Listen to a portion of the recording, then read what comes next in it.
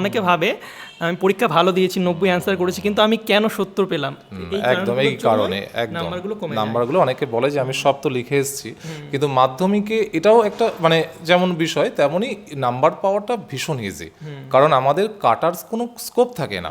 যে আমি সে যদি কোনো কিছু ভুল না লেখে, 5-এর কোশ্চেনে তাকে 5 দিতেই হবে। আগে যেমন আমরা ছোটোবেলায় পড়তাম, আমরা ভাবতাম যে 10-এর কোশ্চেন লিখে এসেছি, তখন বড় 10-এর কোশ্চেনও থাকতো, এখন সেটা থাকে না। যে 10-এ কোনো টিচার 5 দিত, কোনো টিচার 6 দিত, তা সেটা কেন? তা আমাদের এখন খাতা দেখতে গেলে সেই খাতা দেখার সময় পর্যাপ্ত কারণ, যদি তাকে 5-এ আমি 4 দিই, সেই 4 কেন দিলাম, 1 নম্বর কম কেন দিলাম, সেটা আমাকে তার পাশে লিখে দিতে হবে খাতায়। সেই এই বছর এটা নতুন না, এই বছর এটা বহু বছর ধরেই হয়ে আসছে না, খাতার ফরম্যাটটা এবছর চেঞ্জ করেছে। খাতার ফরম্যাট চেঞ্জ করেছে, কিন্তু আমি যে নিয়মটা বলছি এই নিয়মটা বহু বছর ধরেই হয়ে আসছে।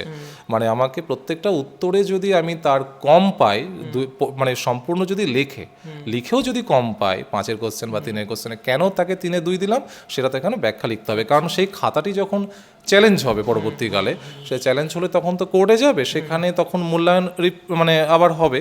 এবার সেক্ষেত্রে সেখানে সেই যদি কারণ লেখা থাকে পরীক্ষক দেখে যে এই পয়েন্ট লেখেনি বা পর্যাপ্ত লেখা হয়নি, তাহলে সেক্ষেত্রে সেটা সুবিধা হবে মূল্যায়ন।